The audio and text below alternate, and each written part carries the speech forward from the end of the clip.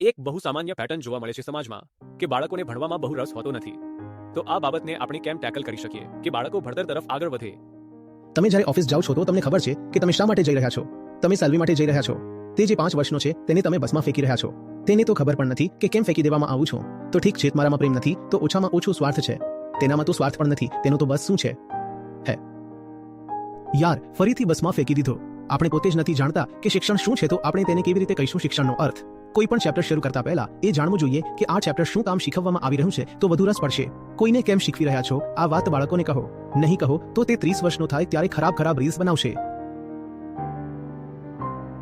અને તે કહેશે કે આ જુઓ મેથ્સની મજાક ઉડાવશે. ક્યારેક તે કહેશે કે એક્સ્ટ્રા 2ab જે ઉદ્દેશ્ય જાણે છે તેને તેનું મહત્વ ખબર પડશે.